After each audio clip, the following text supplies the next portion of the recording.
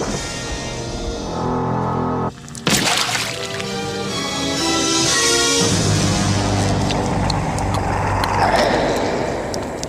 one ugly motherfucker.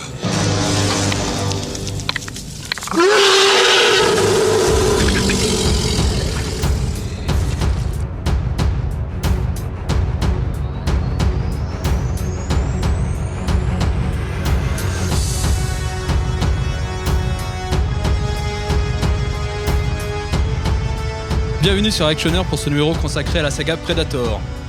Pour me frotter à cette créature iconique du cinéma américain, je suis accompagné par deux pointures. La première règne sur l'internet depuis quelques jours, à tel point que Kotaku a même consacré un article à son travail. Elle est l'incarnation d'une guerrière de la Grèce antique. Voici Constance. Salut Constance. Salut, merci pour cette intro. Mon deuxième chroniqueur, vous le connaissez déjà car il m'accompagne depuis le début de l'aventure sur Actioner. Il est ce qu'on appelle un professionnel. Quand l'armée monte une opération qui doit pas échouer, c'est à lui qu'ils font appel pour entraîner les troupes, d'accord ? C'est le genre de type qui boirait un bidon d'essence pour pouvoir pisser sur ton feu de camp. Ce mec-là, tu le largues au pôle Nord, sur la banquise avec un slip de bain pour tout vêtement, sans une brosse à dents, et demain après-midi, tu le vois débarquer au bord de ta piscine avec un sourire jusqu'aux oreilles et les poches bourrées de pesos. Ce type-là est un professionnel. Alors, le professionnel ? Bah écoute, c'est tout moi. Je me suis reconnu dans chacun de ces mots et j'invite les gens qui ne connaissent pas encore ce film à le découvrir car il est assez exceptionnel. Allez, on va commencer tout de suite donc par le premier film, Predator, et je vais lancer la petite bande-annonce qui va bien.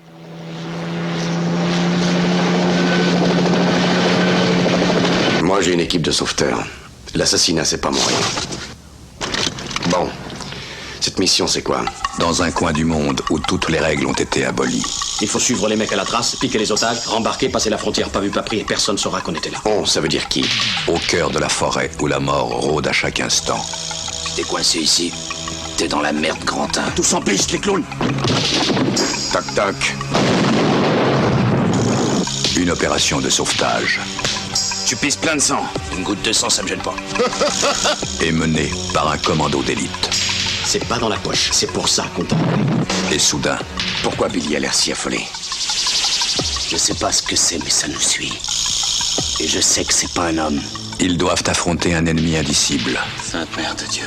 Jamais le monde n'avait été menacé par une telle créature. Elle dit que la forêt est venue et l'a emmenée. Nul ne peut voir le monstre. Pas de sang, pas de mort, on n'a rien touché. Mais il capte la chaleur des corps et celle de la terreur. Cette chose qui nous tourne autour, elle a tué Hopper. Et elle veut nous avoir aussi. Il tue par plaisir. Ah ! Merde, il a été écaillé vivant. Et chasse pour le sport. Je crois qu'il veut nous avoir un par un. On va tous y rester. Mais cette fois, il a choisi un adversaire à sa mesure. S'il peut saigner, on peut le tuer.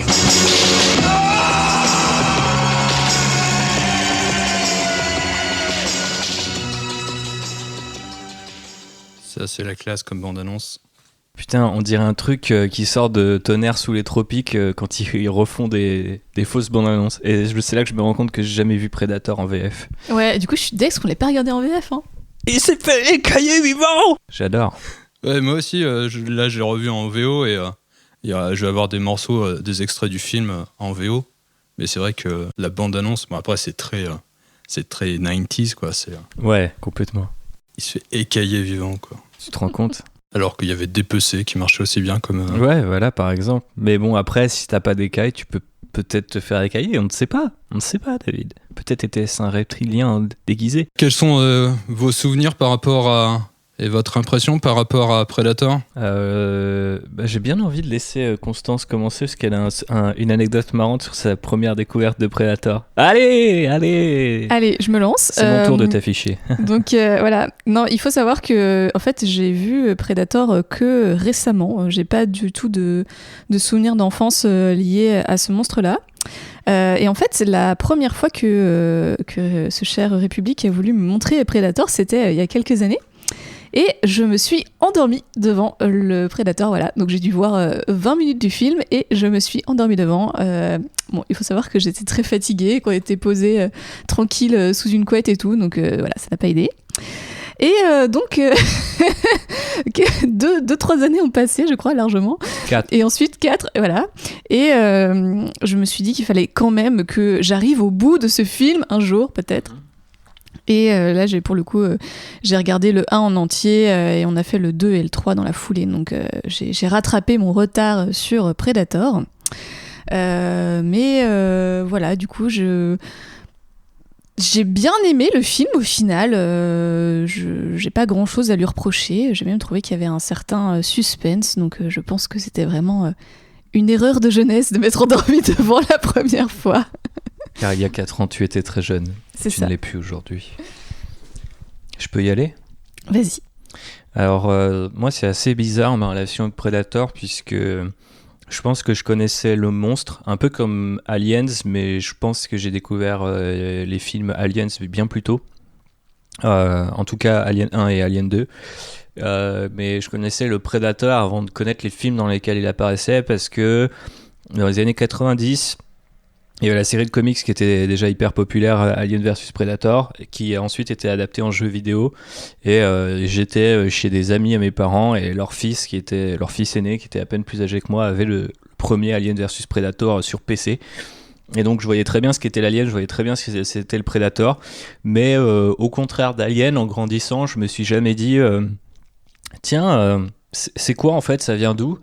Et j'ai découvert, je crois, Predator, je devais être soit en terminale, soit peut-être dans ma première année de prépa. Bon, ça date un peu maintenant.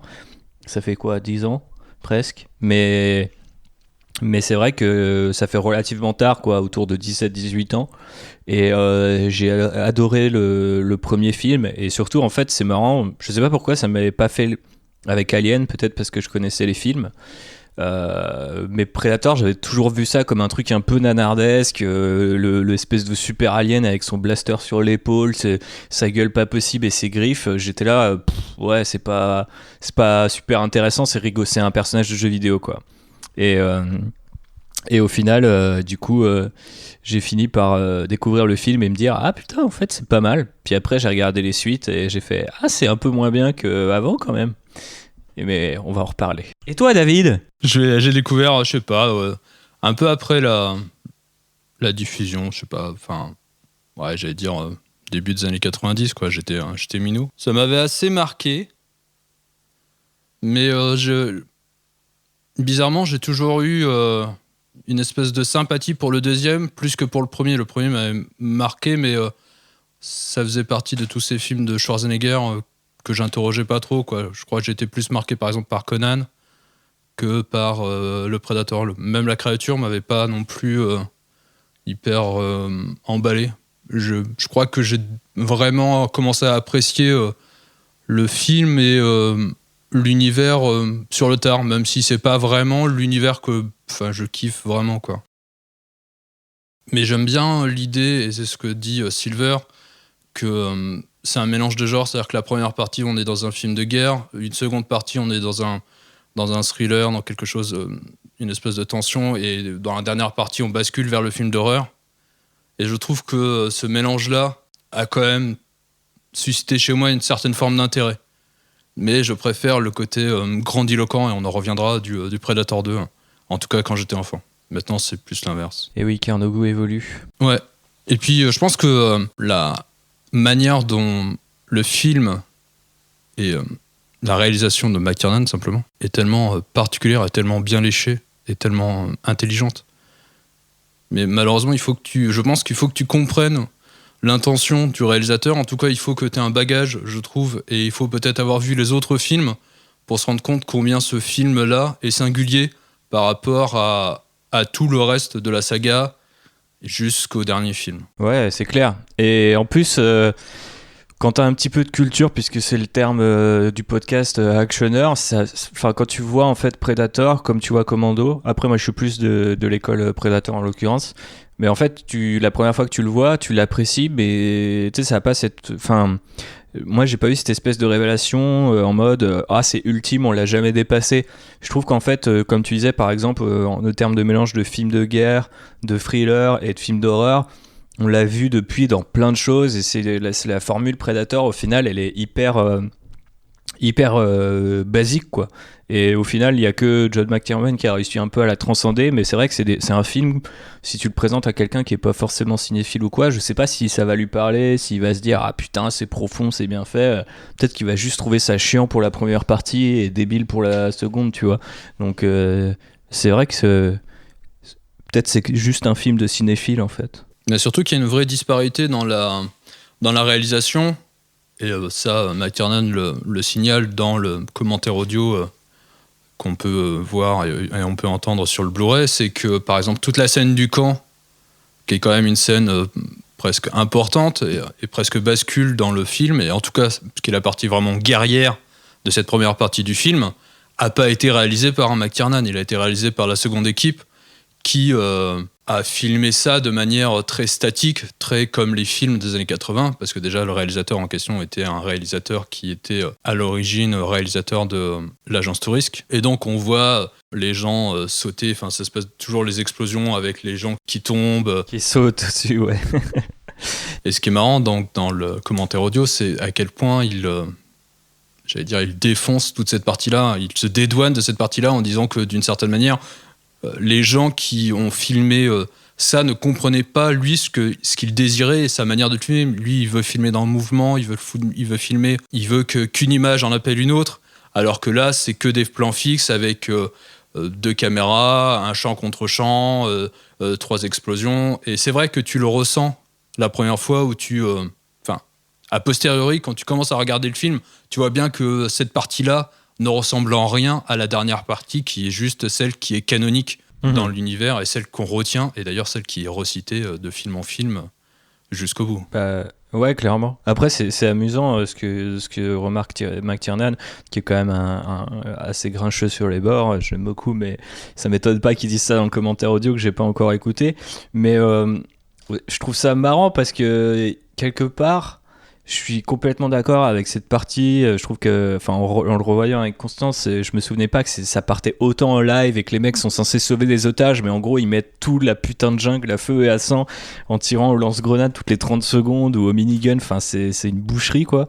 Et en même temps, c'est aussi la seule scène où t'as des punchlines à la Schwarzenegger, stick around avec le coup de couteau et tout, tu vois. Knock, et le knock. knock. Voilà. Et ça paraît totalement, d'un coup, on vire totalement dans l'actionneur un peu limite, un peu moisi, peut-être déjà daté à l'époque, je sais pas trop, j'étais pas né, mais. Bref, on s'en fout de moi, mais ce que je voulais dire, c'est que d'un côté, je suis d'accord avec son analyse, et de l'autre, je me demande si c'est pas ce qui fait que Predator, ça marche aussi. Parce qu'en fait, c'est un film plus subtil qu'il n'y paraît, et c'est un film... il y a un film moins bourrin dans ce film, un peu débile sur les bords, quoi. Et quand ça évolue derrière, dans un truc un peu plus psychologique, et que tu finis par avoir ce duel entre Schwarzy et le Predator, tu te dis, je sais pas si tu le sentirais pareil sans cette espèce de démonstration de violence un peu bête et méchante, où tu te dis putain, en fait les mecs sont capables de raser un village en 30 secondes, qu'est-ce que peut faire le Predator contre eux? Après peut-être que McTiernan aurait juste fait une scène d'action mieux filmée et on aurait eu la même impression, mais je sais pas, je trouve que ça fait partie un peu aussi du mythe Predator et du côté un peu culte, c'est que il y a des trucs vraiment limites dans le film.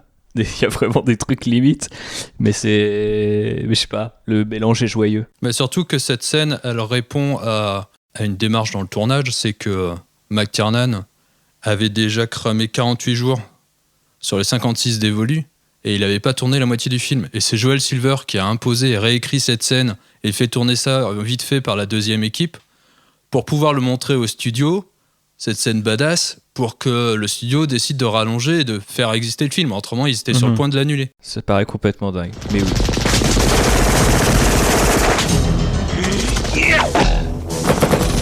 Stick around.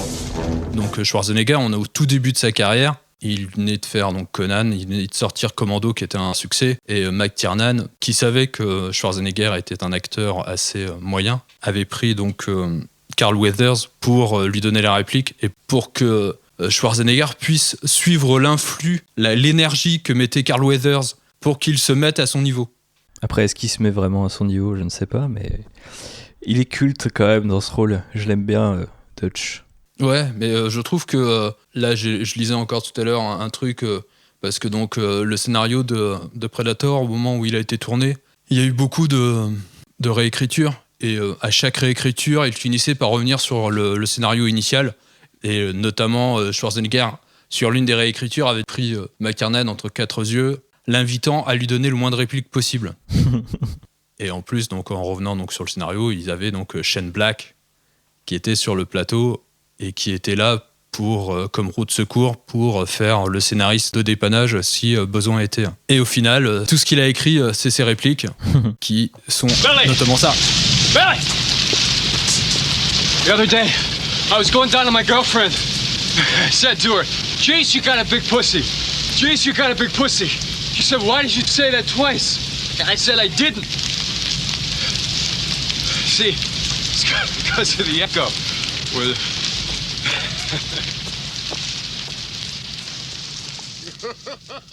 Moi, ce que je trouve terrifiant, c'est le rire après cette vanne qui est réutilisée par la suite par le Predator. Ouais. Et on y reviendra peut-être, mais je trouve que c'est l'un des trucs, peut-être le truc le plus effrayant du Predator, je trouve, c'est qu'il va observer ses cibles, enregistrer leur voix et les utiliser contre eux.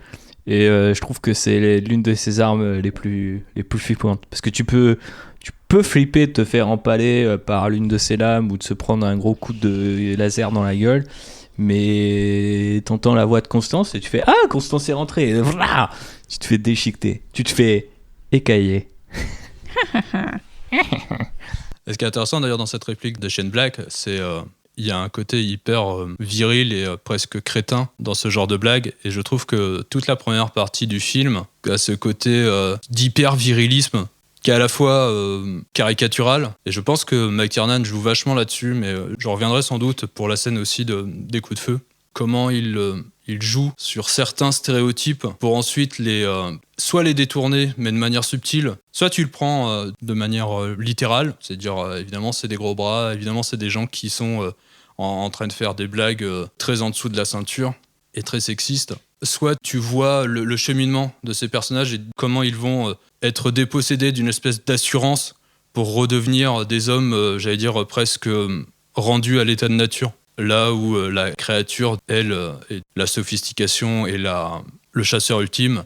Là où le personnage de Dutch est au préalable un gros bras, j'allais dire presque une espèce de force virile, une espèce de caricature de l'homme tel que tous les gens d'extrême droite se fantasment, jusqu'à se faire dessaisir tout au long du film de ça, pour arriver à cet homme qui finit par se battre avec un couteau et les flèches qu'il a construit lui-même. C'est-à-dire qu'il est complètement dépossédé de toute la technologie, de toute l'assurance que la société a créée autour de lui, et ce que même d'une certaine manière par son corps il s'est construit comme une armure, et au final il finit par il y a une espèce de dégradation vers l'homme redevenu à l'état de nature. Et je trouve que, alors c'est une analyse que je fais au jour d'aujourd'hui, mais et en ayant revu plein de fois le film et en ayant entendu aussi McTiernan, mais je trouve que c'est super intéressant en tout cas moi, dans la lecture telle que je la fais. Je pense qu'il faut laisser la parole à la seule femme de ce podcast.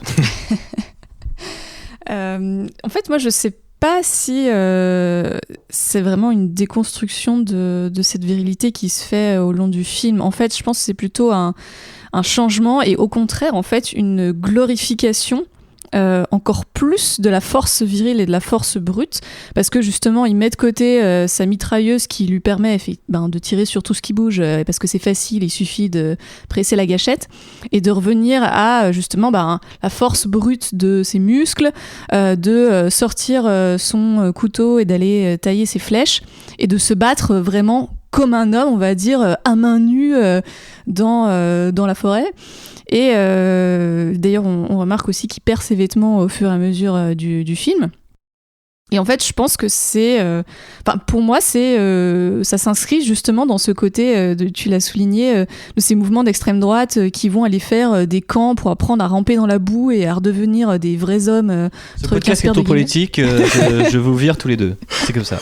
Et pour moi, c'est un peu ça qu'on voit dans le film. Alors, je pense que c'est un message qui est plus ou moins conscient peut-être de la part du réalisateur, mais c'est pas forcément Enfin, pour moi, je le vois pas vraiment comme un retour à la nature ou comme une perte de la carapace des hommes de ce film. Si je peux me permettre d'intervenir, je me demande s'il n'y a pas une sorte... Parce que David expliquait qu'il faisait ce commentaire-là aujourd'hui.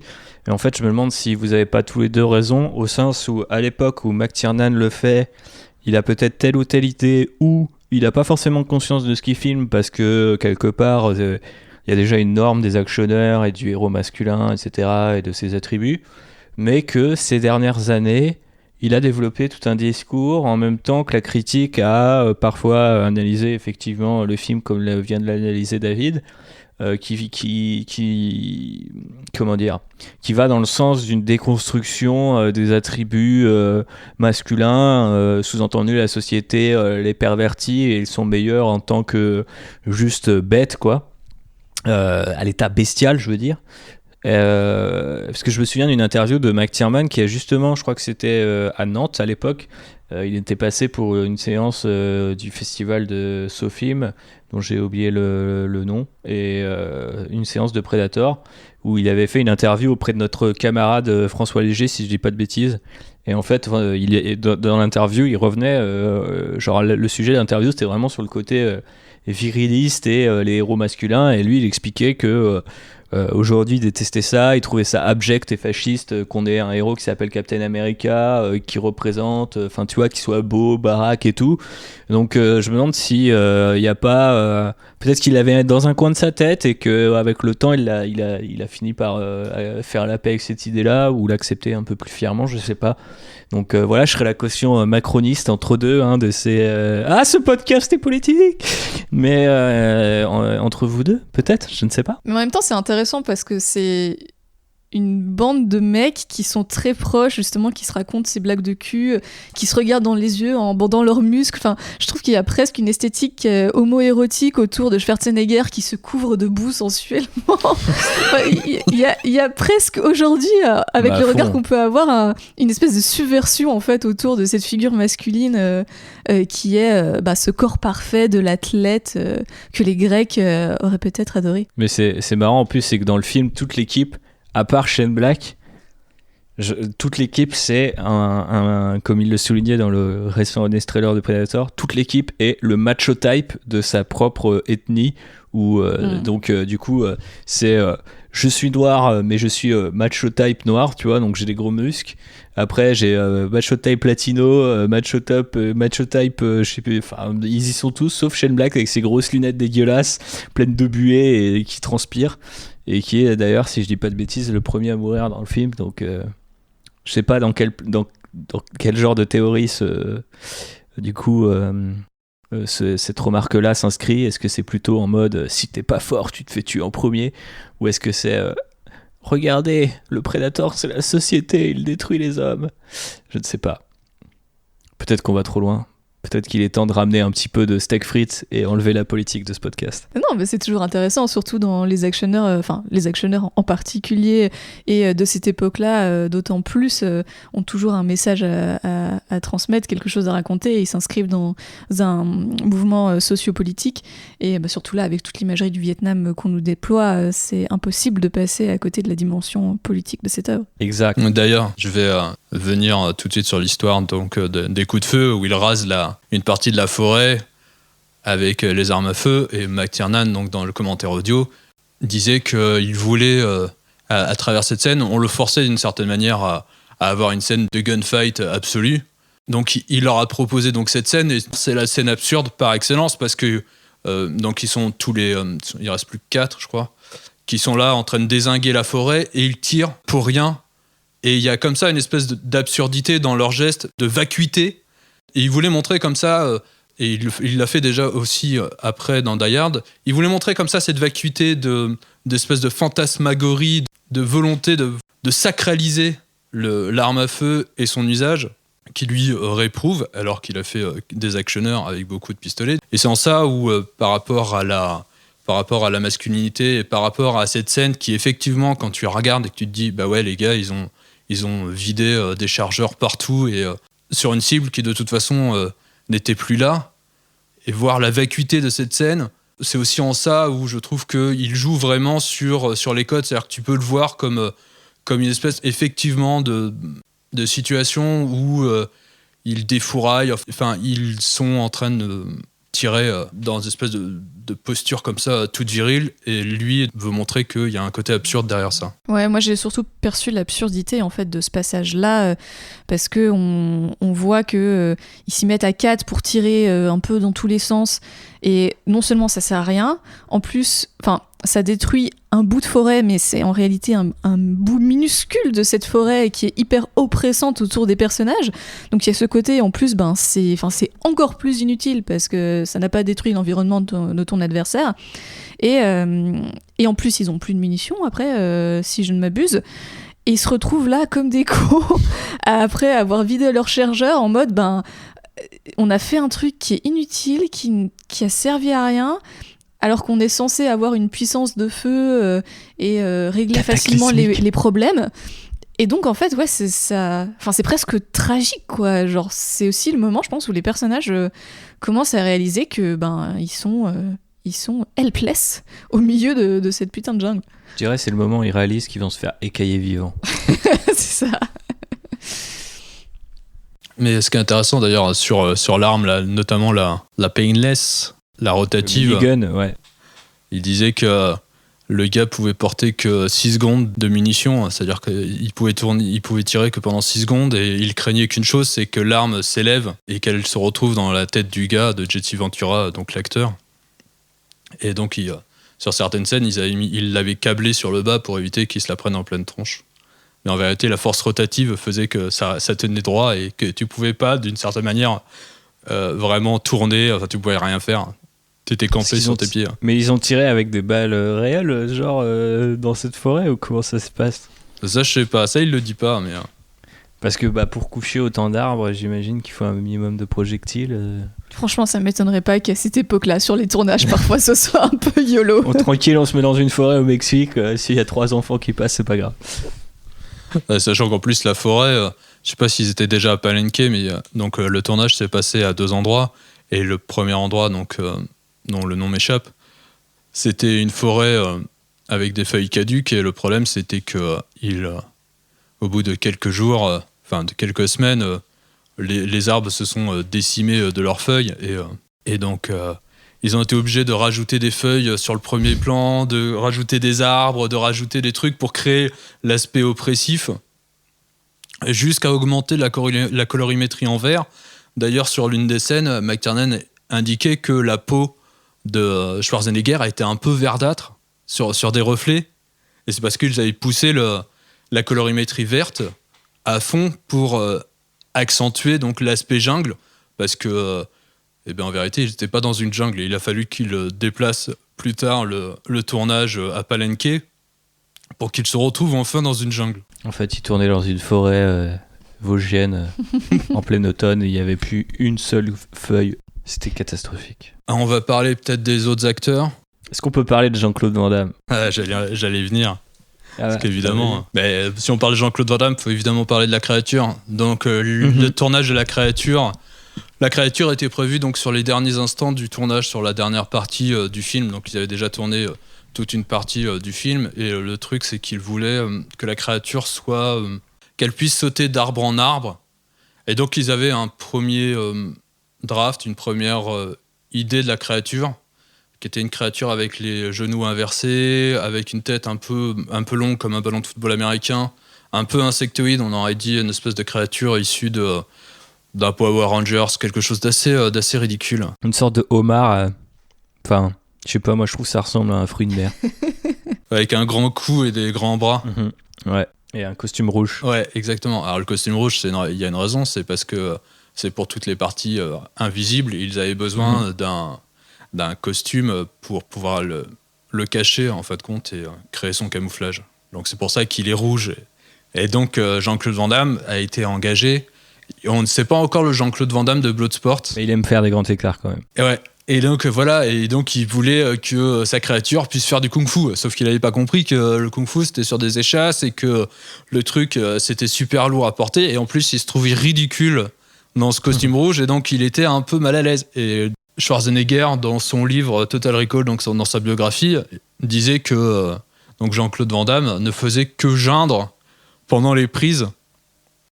Dès qu'il a commencé la première scène, le truc c'est qu'il était suspendu avec des poulies parce que donc la créature et le costume et tout ça était super lourd et il voulait quand même lui donner un aspect très, très léger, très plein d'allant, agile.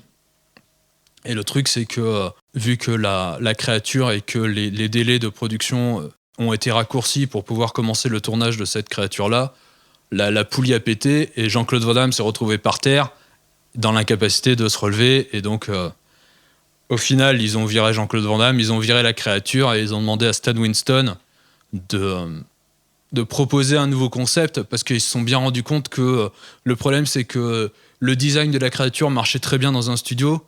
Mais là, on n'était pas dans un studio, tout était tourné dans la jungle. Il disait d'ailleurs que donc c'était toujours à flanc de coteau et que c'est Schwarzenegger qui disait que c'était ce qui était assez éprouvant, c'était que donc ils avaient toujours une jambe plus haute que l'autre et qu'au bout d'un moment, ça finissait par casser un peu les jambes. Et donc il y a eu une pause. Ils ont demandé à Stan Winston. Et Stan Winston, c'est pas n'importe qui, c'est celui qui est derrière The Thing, c'est celui qui est derrière les créatures de Terminator, de refaire la créature totalement. Et donc ils sont partis sur une créature beaucoup plus humanoïde.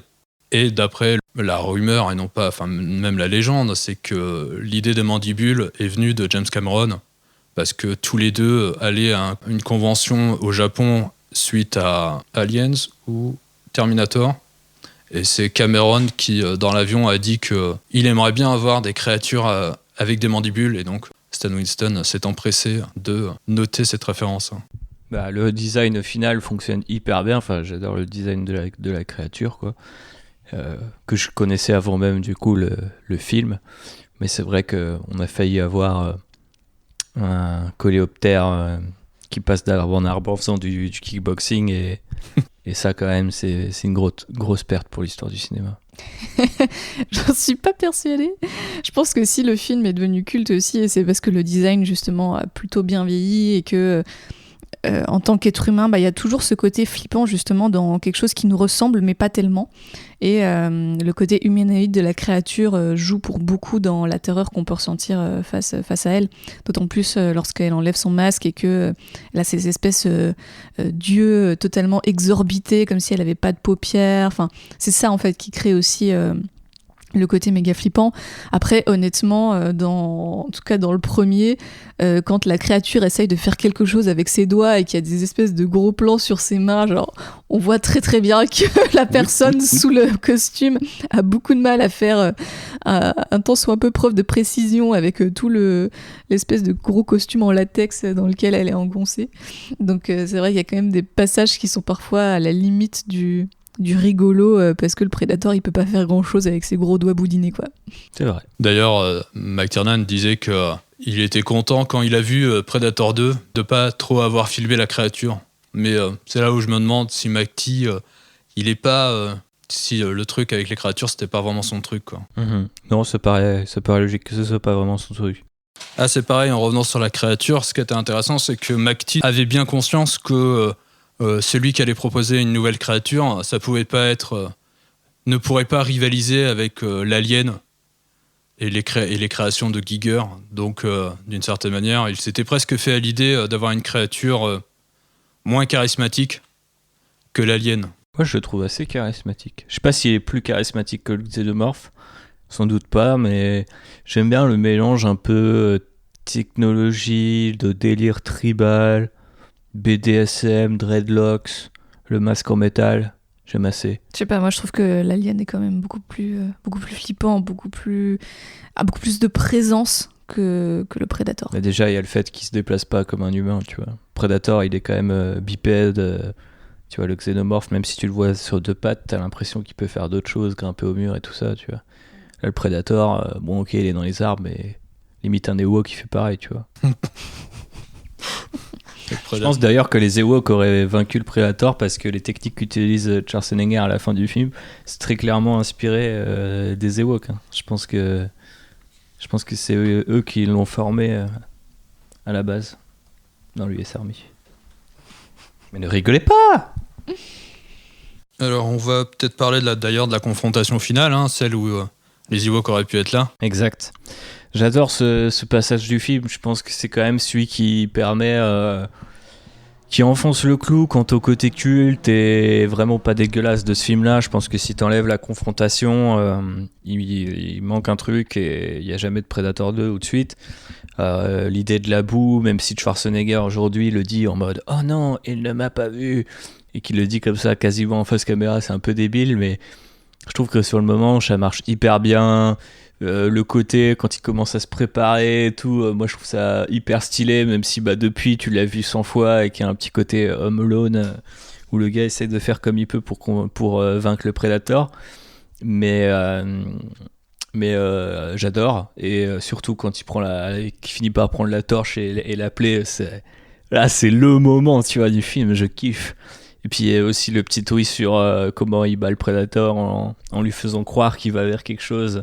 Et donc du coup il fait le tour et il se met exactement là où il a suspendu un tronc pour les cahiers vivants. Ce qui est intéressant avec cette scène, c'est qu'elle est, y a assez peu de dialogue et elle est totalement... je pense que c'est celle qui va inscrire McTiernan dans son style, et c'est celle qui montre le style de McTiernan. Tout est fluide, tout passe par le regard, les corps, le mouvement. La seule chose que l'on retient, c'est la réplique de Schwarzenegger lorsqu'il découvre la créature, que je mets normalement ici.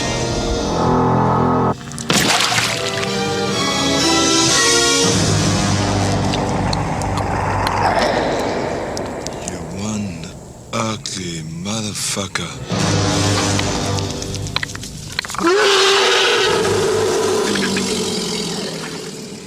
Avec un accent australien. Australien. Un accent autrichien donc. Presque. Quand il parle le motherfucker, il est quand même un peu de l'Est, quoi. Tu vois ce que je veux dire. C'est vrai, c'est vrai. Mais c'est vrai qu'il est moche. Ouais, mais en même temps, c'est marrant parce que cette réplique, c'est quasiment méta. Enfin, c'est vraiment, il met les mots sur la réaction de l'audience.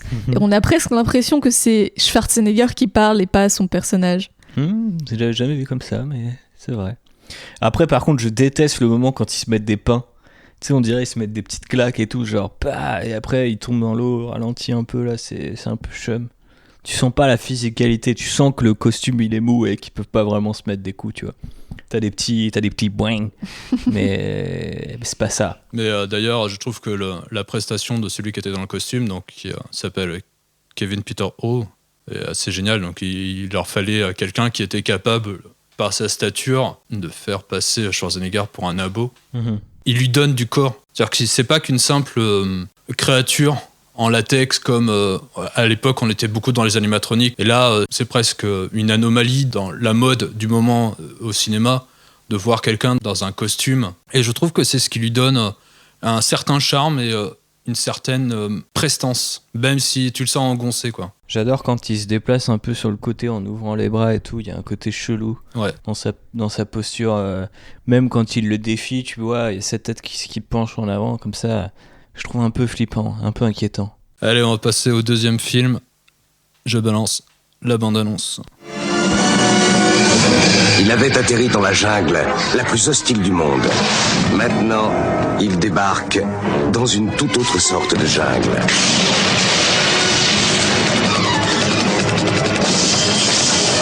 La chasse est ouverte et le gibier, c'est nous. Le gibier, c'est nous. C'est toi, David. C'est toi, Constance. C'est moi aussi. C'est tout le monde. C'est marrant comme cette bande-annonce résume un peu Bah, on savait que, enfin, tu l'as rappelé tout à l'heure, David, Predator, ça part quand même d'une origin story un peu débile. Et la suite part je trouve, d'une idée tout aussi débile, genre, tu connais l'expression jungle urbaine ? Ouais. Si on faisait la jungle urbaine pour Predator, yeah, allez, deuxième film, tranquille. Et au final, ça marche bien. Moi, j'aime bien Predator 2. Ah, j'ai pas honte de le dire, Moi, j'aime pas trop Predator 2. Justement, je trouve que en déplaçant l'action du film, on perd un peu la puissance qu'il pouvait y avoir dans le premier opus. Et en fait, je je sais pas, pourtant, du coup, j'ai vu les films avec peu d'intervalle entre les deux, mais pour moi, ça y est, c'est bon, genre Predator, il était dans la jungle, quoi. Et le foutre au milieu de la ville, enfin, ça avait plus de sens, quoi. C'est comme si tu le mettais sur la banquise, enfin, je sais pas, genre... Ah, Alien vs Predator. Alien vs Predator, ça se passe sur l'Antarctique. C'est vrai. C'est la banquise, il y a les petits pingouins, les Crunchon 2, et les écailles viva. Mais ouais, non, pour moi, ça passe pas trop, et je sais pas s'ils ont fait ça parce qu'ils voulaient peut-être toucher un peu plus grandement l'audience et te faire peur en mode ouloulou, peut-être Predator, il est juste en bas de ton immeuble, mais ça marche moins bien, quoi. Ah non, c'est génial, moi j'adore. Alors, c'est aussi parce que c'est à cause de mon souvenir d'enfant, je sais pas pourquoi j'ai préféré ce film. Alors qu'au préalable, là, quand je l'ai revu, voir Danny Glover, j'avais l'impression qu'il était sorti tout droit de L'Arme Fatale, ça me choquait de le voir ici, quoi. T'es clairement dans un spin-off de L'Arme Fatale et il a clairement aussi été casté dans cette optique-là, quoi. C'est un peu... c'est ça, en fait, qui fait le charme de Predator 2, selon moi, et je me souviens peut-être de la première fois où je l'ai découvert, je me demande si j'étais pas avec mon meilleur pote Raphaël, mais genre, je m'attendais pas à ce que ça soit autant... ce que j'appelle un film glucose, c'est-à-dire c'est très sucré, ça part dans tous les sens, ça gave, tu vois, tellement t'en as, mais quelque part ça fait du bien à ton corps, il en redemande tellement c'est dégueulasse. Et je trouve que c'est ça, c'est genre première scène, il fait chaud à Los Angeles, grosse baston entre les gangs, les mecs tirent à feu à sang sur les journalistes, la police et tout, ça part dans tous les sens, t'as l'impression que t'es dans le détroit de Robocop, quoi. Donc du coup t'as ce côté un peu futur dystopique que j'aime bien. Danny Glover qui débarque en caisse, il ouvre son coffre, il y a 12 000 guns, t'es là, ok, tu sais dans quel genre de film tu t'es, tu vois. Mec se réfugie dans un immeuble, ils se font déchiqueter par le Predator, t'es là, oh putain, ça fait 5 minutes que le film a commencé, c'est déjà une grosse sauce. Et après, tout le long du film, c'est sauce sur sauce, c'est très glucose.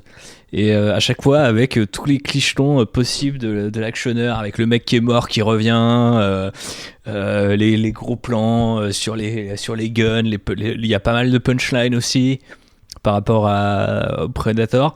Mais du coup, il y a cette espèce de, tu vois, d'énergie du n'importe quoi, très gonzo un peu, que moi, je finis par apprécier, quoi. Je sais que c'est sale, je sais que, tu vois, je suis pas propre, mais sur le moment, ça me fait kiffer, quoi. Ça me fait vraiment, vraiment kiffer. Alors qu'il y a presque un côté, avec le recul, il y a presque un côté un peu all-star, où t'as Danny Glover contre le Predator, t'as des références à Aliens, ça ressemble au truc de Robocop, enfin, tu vois ce que je veux dire. Bref. Ouais, mais je trouve que tout ça fonctionne, c'est-à-dire que s'ils avaient... Alors, ils ont essayé de reproduire après la jungle comme l'aime Constance, mais je trouve que ça permettait de décaler la créature et la mettre dans un autre endroit, et je trouve que ça lui donnait peut-être un peu plus d'originalité que perdra Predators et que aura du mal à voir le film de Shane Black. Mais après, c'est vrai qu'on perd quand même quelque chose dans le film, c'est que je trouve qu'au final... Il y a pas ce côté, je retrouve pas ce côté méthodique et presque honorifique du Predator qui a l'air de suivre un certain nombre de règles dans le premier, tu vois. Par exemple, la scène du métro qui vient d'un comics Predator, si je dis pas de bêtises. Ouais, c'est ça. Genre, je la trouve hyper bien. Mais genre, je comprends pas ce qu'il fout là, tu vois. Genre, il chasse des flics, comme il y en a des milliers d'autres dans Los Angeles, et ça me paraît pas, digne de son temps et de son... Enfin, il s'abaisse à un niveau un peu... tiens, vas-y, je vais déchiqueter des civils dans le métro. Enfin, tu vois, genre, pour le chasseur ultime, je sais pas, c'est pas un challenge, quoi. T'arrives, wagon 1, ligne 13, wagon 2, voilà, tu les découpes tous, enfin, ok... Il y a beaucoup de gens, à Paris, ce serait un petit peu un challenge, le mec se perdrait avant de trouver de quoi tuer, mais c'est pas, je sais pas, il y a pas un côté, il a un côté plus saucisse, pour reprendre une expression chère à nos cœurs, mais il va direct avoir tout de suite des crânes, des colonnes vertébrales, du sang, de la bouillie. C'était le premier film à avoir le classement NC-17, si je dis pas de conneries aussi, et du coup c'est vachement dans c'est dans la démonstration de force. Mais il n'y a pas ce côté un peu flippant ou genre c'est juste plus gore en fait, c'est plus gratos, je trouve. Ouais, c'est même gras tout court. C'est gras, ouais. C'est gras, tous. C'est ça. Et c'est tellement... Enfin, moi, je l'ai trouvé tellement over the top. Enfin, je veux dire... Mais des fois, t'aimes bien manger gras. Ouais, mais là, C'est pareil. genre, une des premières scènes où il y a les deux gangs de revendeurs de drogue qui s'affrontent et du coup, ils débarquent chez le mec, il y a une nana à poil, ils commencent à faire un sacrifice vaudou et tout. Enfin, t'es là, genre... Et t'as le prédateur qui arrive par-dessus ça. T'es là, mais les gars, ils empilent les clichés de l'époque, tu vois. Et je sais pas, je trouve que ça perd de sa subtilité et c'est un peu... les keufs, ils font quand même bien de faire la war on drugs. Il y a un peu plus le côté America fucké, alors que dans le premier Predator, il y avait quand même une critique à peine voilée de l'interventionnisme américain. Ouais, non, mais ça, après, je l'entends, mais c'est vrai que McTiernan était très dans la retenue, notamment il voulait pas faire des trucs trop gore, parce qu'il trouvait ça un peu trop dégueulasse. Et c'est vrai que le deuxième...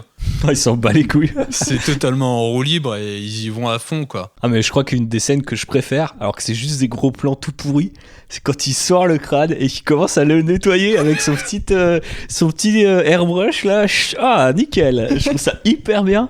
Je trouve que dans le film, ça me sauce absolument. Je me dis, oh putain, le mec en veut, tu vois, genre, il est déter. Il est moins, tu vois, il est un peu plus saucisse, ce Predator, il est moins méthodique, mais il est là pour s'amuser. Le gars, il va donner, quoi. Et moi, c'est parce que quand je l'ai revu, là, je me suis dit, mais on dirait vraiment un truc, c'est Dark Knight Returns, tu vois, c'est pondu du cerveau de Frank Miller. C'est tellement over the top. Mais... On en revient à Robocop, mais ouais, je trouve qu'il y a une énergie un peu néo-noir dystopique, genre bon à l'époque c'est dans le futur mais ça se passe en 97, mais du coup à l'époque c'est le futur et les mecs ils ont tous des lunettes énormes sur leur revolver et leur gun de police, ils ont des rayons laser et puis les mecs avec aussi les tenues là, des types qui veulent capturer le Predator, où d'un coup on se retape un petit délire aliens avec les lumières et tout et les espèces de bip pour le localiser, mais c'est vrai que je sais pas, enfin j'aime quand même, je dois dire que ça me sauce un petit peu tout ce gras là des fois, une bonne petite raclette de Predator là servie dans un crâne humain, on adore. Surtout que le film il aurait pu ne pas exister, il a fallu que les studios se fassent convaincre par le succès des comics. C'est le succès des comics qui a conduit les studios à dire ouais, on va en faire un deuxième. Autrement, il ne serait jamais venu, quoi. Mais en plus, c'est marrant que tu dis ça parce que Frank Miller, succès des comics, etc. Mais aujourd'hui, quand je revois le film, je trouve qu'il y a je trouve que c'est un mauvais film, comme il pourrait en sortir aujourd'hui, tu vois. Genre vraiment, genre avec une esthétique et comment dire, une politique à peine actualisée, tu pourrais sortir ce film maintenant. Et ce serait pas très différent en fait, je pense. Parce qu'il y a un côté un peu comic book movie, nanar, rated R, tiens, prends ta colonne vertébrale déchiquetée, tiens, des nanas à poil, so edgy, tu vois. Et c'est clair qu'il est pas subtil pour un sou, mais c'est marrant de savoir que c'est des comics qui ont influencé ce truc parce qu'il y a une énergie très... il y a beaucoup de plans iconiques alors que globalement les scènes en elles-mêmes sont pas forcément hyper bien filmées. Après je trouve qu'il y a plein de plans qui m'ont marqué quand on l'a revu. Genre il y a un espèce de plan tout bidon où je crois que c'est Danny Glover où il est avec son partenaire qui est joué par Bill Paxton qu'on avait vu déjà dans Aliens. Mais tu sais, je sais pas si tu te souviens de cette scène, David, je crois que c'est quand ils sortent du commissariat, ils sont dans un parking souterrain, et même toi Constance, il me semble que tu m'as fait la réflexion, il y a une espèce de mouvement de grue, il y a beaucoup de grues je crois dans le film, et qui est hyper beau, hyper léché, et qui a un peu presque rien à foutre là, mais qui donne l'impression, en plus ça découpe l'image avec les espèces de poteaux en béton, qui a vraiment une lecture très BD, tu vois, de haut en bas et tout, et moi c'est pour ça aussi que j'aime bien ce film, parce que il y a du bon dans le gras, tu vois. J'ai pas d'autre manière de l'exprimer. Mais... Et en revenant sur le côté BD, le réalisateur, c'est un ancien qui faisait des comics pour Marvel UK. Ah ouais, je savais même pas. C'est le mec qui avait fait Freddy, un des Freddy, non ? Ouais, il a fait Freddy 5, mais au préalable, avant, il était dessinateur de comics chez Marvel UK. Donc je pense que c'est pour ça que toute cette intégration, notamment la scène du métro, il y a un côté hyper comics, hyper découpé, avec le côté un peu stroboscopique et tout. Je trouve qu'il y a un côté très très comics dans la mise en scène. Ouais, et c'est pour ça que je dis que étonnamment, il y a un côté un peu actuel dans le truc. Alors forcément, ce serait un peu plus propre aujourd'hui ou quoi, mais c'est assez marrant du coup. Je sais que quand je voyais ce film et tout, je me disais, tiens, c'est marrant parce que c'est proprement turbo débile. Mais en même temps, il y a un truc qui fait que c'est un certain charme, là où Predators, le suivant, sera totalement turbo débile, mais il arrivera jamais à sortir au moins une scène marquante, quoi. Alors que là, la scène du métro, la scène où il va défoncer les gangs, la scène quand ils sont dans l'espèce de hangar et qu'ils essayent de le congeler, puis même la fin avec Danny Glover dans le vaisseau. Enfin, je trouve qu'il y a vraiment beaucoup de trucs intéressants dans le film. Le Predator qui est blessé aussi, qui devient du coup une constante un peu dans la saga. J'aime bien ce passage-là aussi. Enfin, il y a plein de trucs qui me font kiffer malgré tout. Mais peut-être que la légèreté, enfin en tout cas le défaut, c'est parce que le film a été tourné pendant la grève des scénaristes et donc ils avaient aucun scénariste, et même le scénario qui avait été écrit au préalable donc par les deux frères qui sont à l'origine de Predator n'était pas encore finalisé au moment où ils sont rentrés en tournage. Donc je pense que le côté un peu peut-être moins bien et moins quali par rapport au premier est sans doute lié à ça. C'est-à-dire que le gars a fait beaucoup de l'image, mais je pense qu'il manquait peut-être soit une vision ou une volonté, quelque chose de subtil comme chez McTiernan, dans le fait de ne pas vouloir trop montrer ou d'avoir des espèces de second degré dans ce qu'il voulait montrer. Là, tout est super frontal, tout est super esthétique, et je pense qu'il faut effectivement, comme tu le dis, c'est super glucose, mais je pense qu'il faut prendre ce film pour l'image et pour son côté presque plus grand que nature, quoi. Ouais, et puis de toute façon, je veux dire, si tu prends pas pour l'image, tu prends pas pour autre chose, parce que techniquement, ça ne raconte rien. Enfin, tu sors pas du film en te disant, ah ouais, dans cette scène, il a essayé de nous dire un truc, tu vois. T'es là, ah ouais, dans cette scène, le gars avait 2 fusils à pompe et 6 pistolets accrochés à l'arrière de son coffre. Enfin, je sais pas si t'en penses, Constance, mais j'ai pas l'impression que le film essaie de raconter grand chose. Bah, il raconte quand même un peu la vision qu'ils ont d'une société américaine qui devient vite ultra violente, avec beaucoup de pauvreté, avec dans le métro ces espèces de gangs qui sont ces gamins punk. On en revient à Frank Miller. Il y a quand même une certaine... c'est une vision qui est hyper ancrée dans son époque aussi, de l'autre comme étant une menace, et l'autre ultime, c'est l'alien littéralement, l'étranger, qui est là pour décimer la cité, qui est presque cette... malédiction divine qui tombe sur une cité maudite et ravagée par la violence. Après, il faut dire que c'est vrai qu'à l'époque, notamment les gangs jamaïcains et tout, c'est des trucs qui étaient ancrés dans l'histoire de l'époque et qui terrorisaient New York et pas mal de trucs. Enfin, j'imagine que ça vient de là, du coup, par exemple. Je pense que c'est un moyen d'exorciser et de conforter aussi une partie de la population dans cette lecture c'est des gangs ultra violents qui font presque de la magie noire. Après, je pense à un truc, héros noir quand même. Oui, tout à fait. Pour une époque où je sais pas si c'est très courant. J'ai pas trop le contexte autour de Predator 2. Après, Danny Glover avait son Est-ce qu'on n'était pas aussi dans cette tendance de la Black Exploitation? Après, le film, il a pas trop une énergie Black Exploitation, quoi. Enfin, j'ai pas l'impression que ce soit vraiment... funky, tu vois ce que je veux dire, il n'y a pas que ça, mais... surtout qu'au préalable, donc Schwarzenegger était pressenti pour revenir, après il y avait Patrick Swayze, et au final ils ont pris Danny Glover. Ils voulaient pas prendre Seagal aussi à un moment, je crois. Ah si, mais ça, le réalisateur a pas voulu, mais le studio voulait mettre Seagal, quoi. Et je pense que là, ça aurait fait bidon. Ah, c'est clair. Avec sa queue de cheval, là, il aurait fouetté le Predator. Je repense à une scène en parlant de cheveux longs, hyper nulle, genre hyper glucose, mais la scène où il va voir l'espèce de gros gourou du gang là, genre c'est hyper raciste et tout. Le gars, il a de l'énergie noire, il lit l'avenir dans des ossements, mais après le Predator vient le décapiter, et il y a cet enchaînement de scènes exceptionnelles où t'entends le mec crier, et c'est un gros plan sur son visage, et le plan d'après c'est un dézoom sur le visage alors que la tête est arrachée et tenue par les cheveux par le Predator. Je trouve qu'elle est hyper bien, cet enchaînement de presque Edgar Wrightien dans son côté comique. Tu vois, on croirait un truc de Hot Fuzz quand il tue des gens, mais je sais pas, je la trouve hyper stylée. Puis même cette ruelle et tout, ça, c'est du Gotham trop crado. J'adore. J'ai envie de me le remater, tiens. Et on va passer donc au troisième film. Je vais peut-être parler d'abord un peu d'AVP. C'est de la merde. Voilà. Non, c'est compliqué. D'ailleurs, je déteste quand les gens disent ça dans leurs critiques, qu'ils commencent par ça. Bravo moi. Mais le truc, c'est que ils ont fantasmé AVP, c'est d'abord commencé par les comics. Il y a eu d'abord l'intention de faire un 3e film et ils avaient demandé à Robert Rodriguez d'écrire un script. On reviendra dessus pour Predators.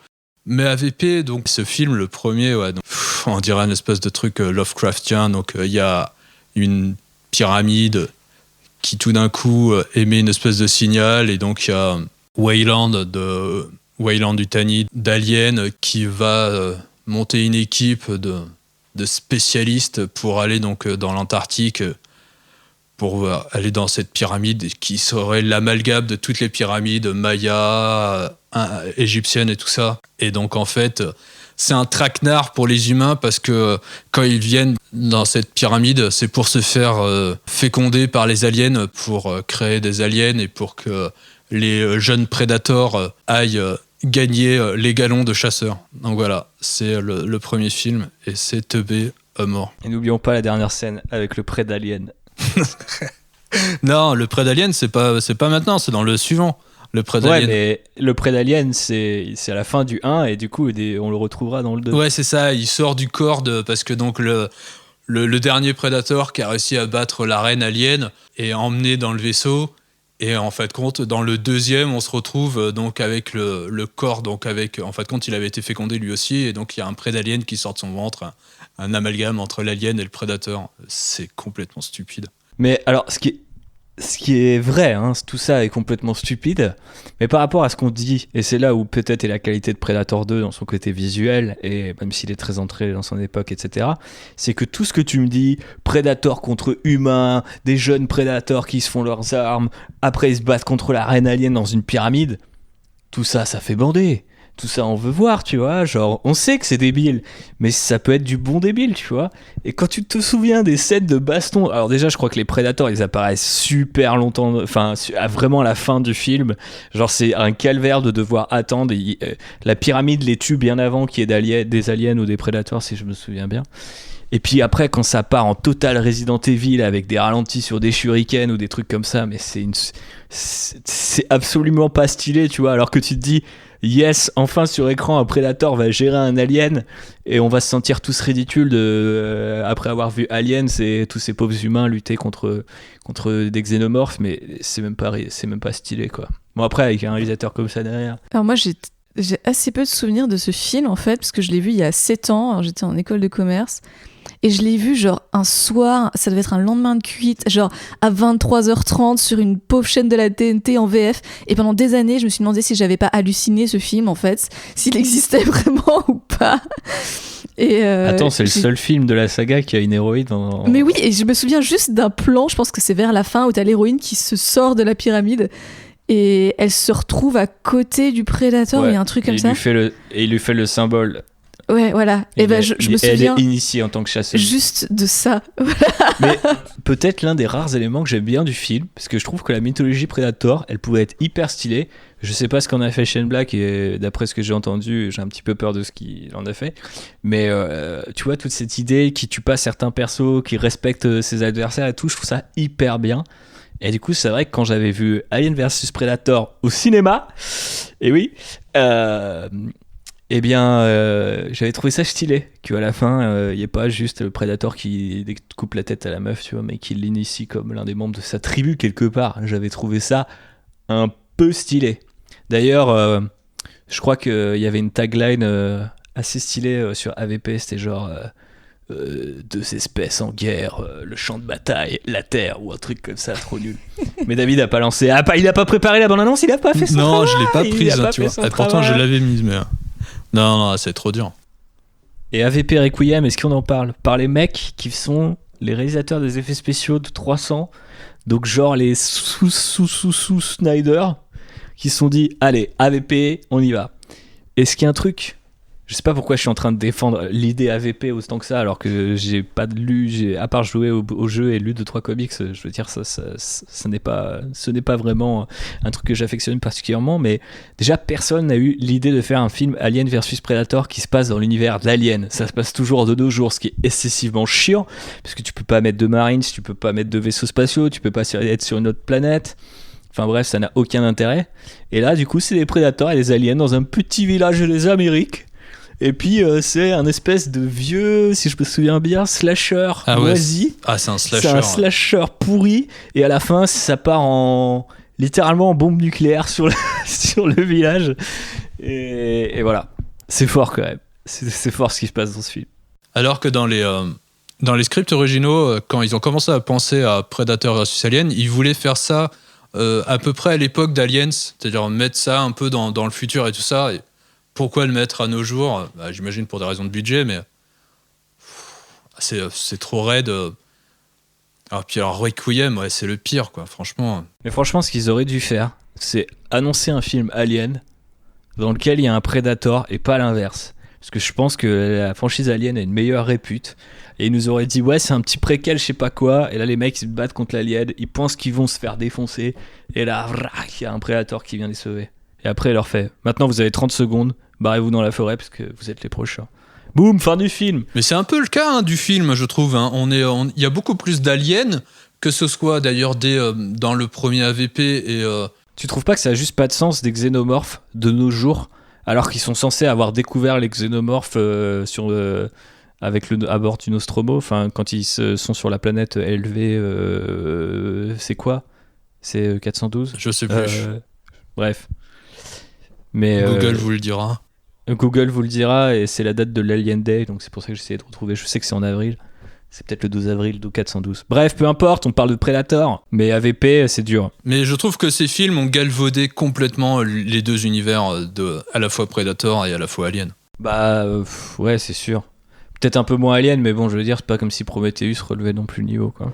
Ni Alien Covenant, n'en parlons pas. D'ailleurs, dans Alien Covenant, il y a vraiment un moment où j'ai cru qu'ils allaient parler des Predators, ou qu'il y a un Predator qui arrivait, et je me suis dit, ça aurait été stylé, ça aurait sauvé le film. Peut-être. Tu sais, de cette mode des suites secrètes à la Shyamalan, tu vois.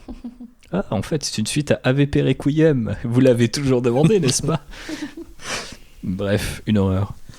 Et donc après, ça sera Predators. Oui. On est tous sur le cul. sans doute un Predators. énorme enthousiasme. Quelle est la dernière chose dont tu te souviens ? Spooky. D'un coup, il y a eu une lumière. Et après, je suis tombé.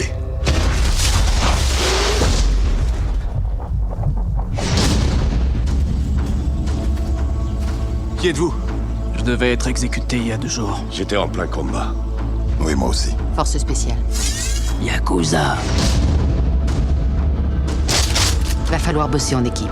Est-ce qu'on a l'air de gens prêts à bosser en équipe, d'après toi ?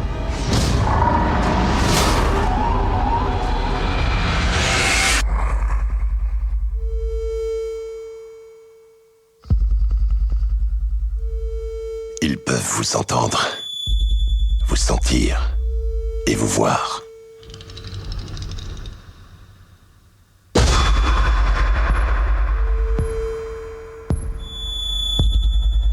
On a été choisis. Choisis pour quoi faire. Cette planète est un terrain de chasse. Et on est le gibier.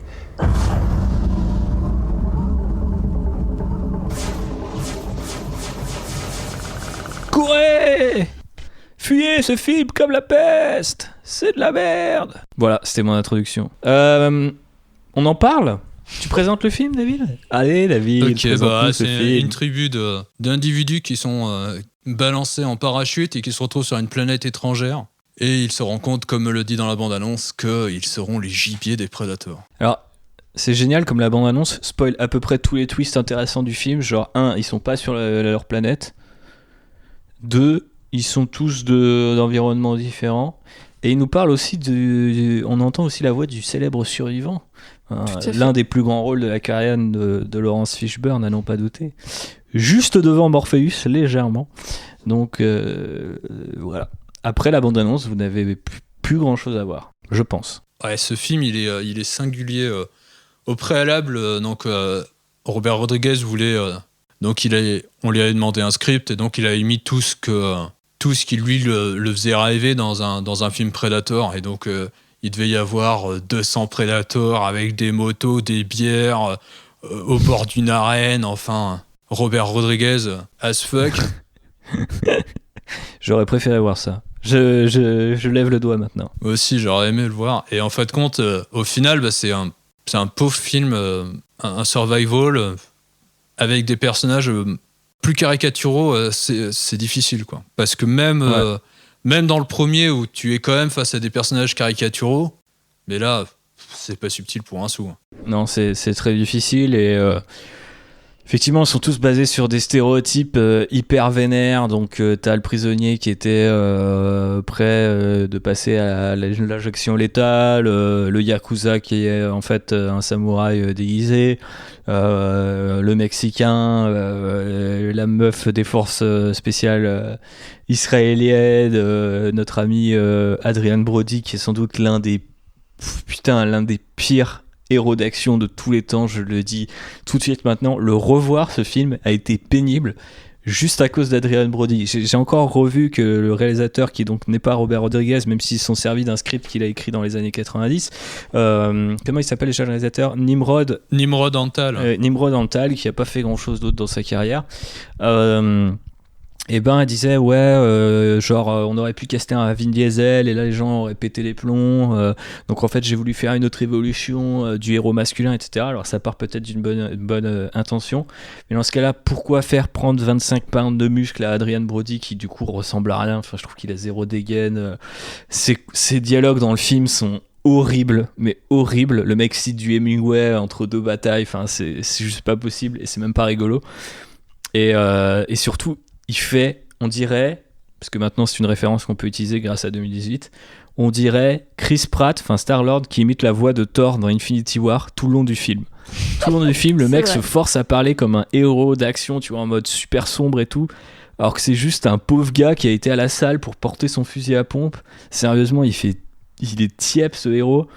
Et en plus, il sort des répliques tellement cringy. En fait, c'est bizarre d'avoir voulu changer l'image du héros masculin du film d'action, alors que le rôle en lui-même et les répliques et les dialogues et tout ce qu'il fait sont hyper caricaturaux, quoi. Je vois pas c'était quoi le projet derrière. Pour moi, ça fait pas de sens en fait, le mec, quand il a dit Vin Diesel, t'es là genre, c'est très clairement un rôle Vin Diesel, quoi. Tu vois, tu mets Vin Diesel, tu te dis pas ah ouais, non, à un moment il est ridicule, tu te dis ah ouais, carrément c'est Vin Diesel, il dit des choses que Vin Diesel dirait, tu vois.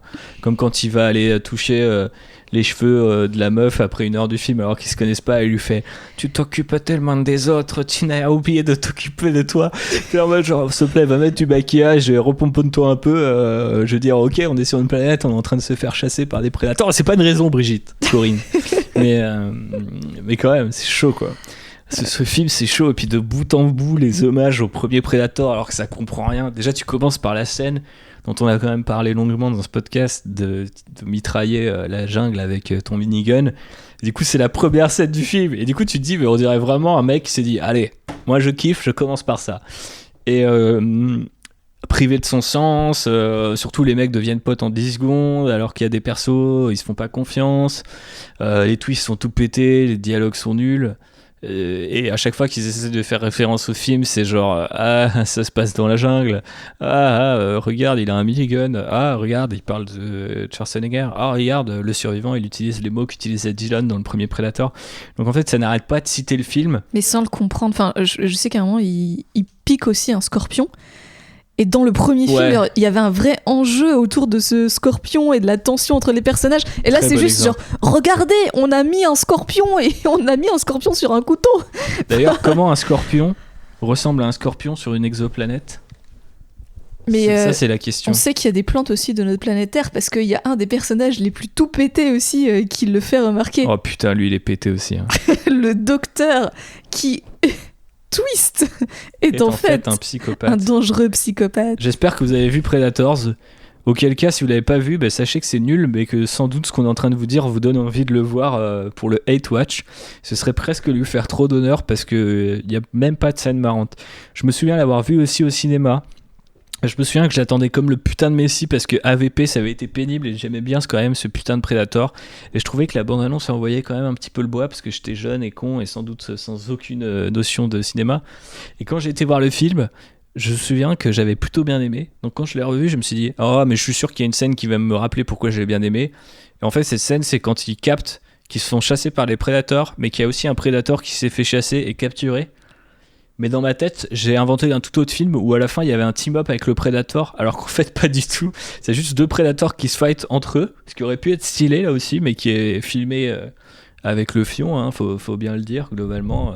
Je pense pas que Rodriguez soit un grand réalisateur, mais il a quand même un certain don pour l'image, et là j'ai vraiment du mal à retenir ne serait-ce qu'une scène dans ce film. Je trouve que c'est nimp et ça suit en plus la construction scénaristique du premier jusqu'à au lieu il se met un peu de boue dessus mais il met du feu autour du Predator ce qui est aussi une technique pour l'isoler mais en même temps ils ont introduit ces espèces de super prédateurs je sais pas s'ils les appellent les super prédateurs dans le scénar mais Berserker je crois. Ouais, les berserkers, c'est ça. Ouais, du coup, ils sont un peu plus balèzes et tout, mais du coup, ils ont plus du tout aucune notion de chasser. En fait, ils dégomment les types au blaster, ils ont des drones. Enfin bref, les mecs, ils cheatent, quoi. Donc là aussi, c'est quand même moins marrant et je trouve que le film tue complètement la tension en fait autour du Predator. Déjà parce que je crois qu'il y a 2 scènes où t'as l'impression qu'il y a un Predator et en fait, c'est d'autres monstres. Donc il y a la première cage avec l'espèce d'insecte qui est justement une référence au Predator de Jean-Claude Van Damme dont on parlait tout à l'heure. Mais limite, ils auraient pu faire une référence stylée en nous montrant toute la créature et à quel point elle était miteuse. Jeu de mots. Parce que ça ressemblait un peu à une mythe, t'as vu ? Et du coup, il la tuait. Mais non, on la voit à peine, elle est dans une cage. Après, il y a des espèces de dinosaures. Ou alors des chiens prédateurs parce qu'ils ont l'air de dire que c'est peut-être ils leur ont lancé les chiens parce que aussi Adrien Brody connaît tout dans ce film, c'est-à-dire qu'en fait le mec à chaque fin comment écrire un Predators, faites une scène d'action et à la fin pour passer la première et pour que les personnages avancent vous faites dire à Adrien Brody un truc donc au début il est là on a sans doute été droppé sur cette planète parce que on est des soldats les meilleurs et tout bon ok comment il reconnaît ça je sais pas à la rigueur c'est un ancien militaire c'est un mercenaire pourquoi pas. Je pense qu'ils nous envoient leurs chiens. Ça veut dire que ce sont des chasseurs. Après, c'est genre, je pense qu'ils chassent en meute parce qu'ils ont exilé un des siens. Et en fait, à chaque fois, il a la réponse. Mais quand tu te poses la question, tu te dis, est-ce qu'il est avec les prédateurs ou pas ? Enfin, moi, je me souviens je savais qu'il y avait un twist pété. Et je croyais qu'en fait, c'était Adrien Brody en fait, qui était depuis le début avec eux ou un truc comme ça. Tu vois. Ça aurait été un meilleur film, honnêtement. Je sais pas, mais je trouve que c'est complètement flingué. Enfin, tu sens que le scénar, il est pas écrit. Et après, il a été écrit par Robert Rodriguez en 94 sur le tournage de Desperado, d'après ce que j'ai lu. Donc, faut pas trop non plus lui en demander à l'ami Bobby, mais putain, c'est chaud, quoi. Enfin, c'est vraiment chaud. Le scénario de Robert Rodriguez, il a été mis à la poubelle parce qu'après, Nimrod Antal a pris 2 scénaristes et ils ont tout réécrit. Donc, mais je croyais qu'il y avait quand même une base de Robert je pense Rodriguez. Que oui, il y a la base Robert Rodriguez parce que de toute façon, il est producteur du film. Mais au final, de toute façon, le scénario original coûtait trop cher, donc ils ont réduit les coûts au taquet pour au final avoir une jungle, 4 ou 5 gus dedans. Mais alors, tu parlais du défaut de jungle dans le premier Predator et comment ils l'ont camouflé. Moi, je sais qu'ils ont tourné en partie dans la jungle, mais que la grande majeure partie du film, si je dis pas de bêtises, est tournée en studio.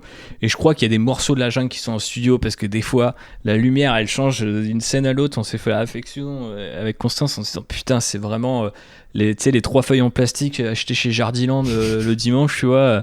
Enfin, je suis désolé de faire des trucs aussi bateaux et lancer de la punchline comme si j'avais pas d'argument, mais regardez le film et des fois c'est quand même criant et surtout c'est même pas parce que peut-être aussi des raisons de budget, mais je veux dire à la rigueur tu passes ta colorimétrie en violet et tu te dis voilà t'es dans une forêt qui visuellement ressemble pas à une forêt et ils peuvent déduire qu'ils sont pas sur leur planète alors qu'au final ils sont là en mode le soleil n'a pas bougé depuis le début, t'es en mode d'accord, nous en tant que spectateurs on n'a aucun moyen de voir le soleil parce qu'il est jamais dans le champ. Donc c'est pareil, il y a zéro intelligence, quoi. Ils n'essayent pas de nous faire deviner des trucs. C'est juste Adrien Brody qui est en mode le Sphinx, je connais tout. Mais je pense que ce film, en fait, un des défauts de ce film, c'est de prendre les spectateurs pour des teubés, quoi. On t'explique tout, on te remontre tout. En même temps, c'est un blockbuster sorti dans le milieu des années 2000. Donc c'est assez terrible, quoi. T'as l'impression que les personnages sont constamment en train de commenter ce qu'ils font. Il y a pas de suspense sur rien. C'est le seul suspense que t'as, c'est Laurence Fishburne Et encore, t'as du suspense pendant 2 minutes et après tu captes que le mec Et en fait Robert c'est Gollum Rodriguez, dans sa un jour, tête. il Quoi. a dit ouais, moi je pourrais faire une suite, ce serait un préquel sur le personnage de Laurence Fishburne. Et j'ai fait ouah, putain, chaud quand même. Parce que bon, du coup, ça revient à expliquer qu'il a tué 3 prédateurs, c'est à peu près le seul truc qu'on sait de lui. Et qu'il a vite fait une armure pour se protéger d'eux. Et qu'au final, il s'est caché depuis 20 ans dans son vaisseau. Et un jour, parce qu'il fait de la fumée, les prédateurs ils le trouvent. Enfin, non, parce qu'ils font une explosion, je sais plus. Mais ouais, c'est vraiment flingax quoi. Et tout est flingax, c'est la fin où t'as tous les parachutes avec les mecs qui reviennent, ça recommence, on va survivre à une autre saison de chasse. Et tu comprends même pas, tu sais, ça essaie même pas de faire, tu sais, ça pourrait avoir une mythologie sur la chasse et tout, pourquoi ils chassent, pourquoi il y en a un qui a été mis à part et tout. C'est le seul moment que je trouve du film assez intéressant où il va libérer le prédateur en lâchant les autres. Mais c'est pareil. Pendant 1h30, il te raconte que Adrien Brody c'est vraiment un connard, il veut pas être avec les autres, puis à la fin il avait sauvé sa gonzesse, enfin sérieusement quoi, pitié. Et autre truc pourri aussi, tu te dis c'est neuneux, ça commence par le minigun, mais au moins il y aura 14 prédateurs avec des motos, des chiens et des fusils de l'espace. Non, le premier Predator apparaît après 38 minutes de film. C'est un calvaire total. Le revoir est très compliqué quand même. Je trouve que quand tu sais que c'est de la merde, parce qu'on t'a dit que c'est de la merde et que tu le revois parce que t'as des potes qui t'invitent à faire des podcasts, bon peu importe, et tu le revois et tu te dis putain faut que j'attende 40 minutes pour voir mon Predator, et ben ça fait mal au cul. Voilà, j'en ai fini avec ce film. Est-ce que je vais aller dans le gros de la question, parce qu'on a évacué ce film et je pense que de toute façon on peut pas le plomber plus qu'il ne l'est de toute... Enfin, on l'a écaillé vivant. On l'a écaillé vivant, mais d'un autre côté, il était déjà écaillé. Il est arrivé comme ça, écaillé, sans mais tête. Mais tu ni sens queue. qu'en plus, le cast se fait chier. Enfin, franchement, tu vois la détresse dans les yeux d'Adrien Brody, quoi. Non, mais ça, c'est ce qu'il a voulu apporter au rôle, parce qu'il cite Hemingway, tu vois. Non, mais en plus, ce film, de toute façon, à partir du moment où tu commences à expliquer par le dialogue ce que le réalisateur ne peut pas expliquer par la réalisation, c'est qu'il y a déjà un problème, quoi. Ouais, bah, complètement. Mais a priori, personne ne leur a dit dans leur studio en mode faut peut-être faire un truc. Non. Bon, alors, je voulais en venir à la question. C'est est-ce que le numéro 1, c'est pas une anomalie dans toute la saga Predator, qui est quand même une saga de série B qui va du sympathique avec Predator 2 au navet avec AVP et Predators. En plus, Predators, ouais, le gars, il prend le pluriel pour faire genre « Hey, j'ai fait comme Aliens de Cameron !» T'as vu, je suis fort. Mais ils sont copains, qu'est-ce que tu veux.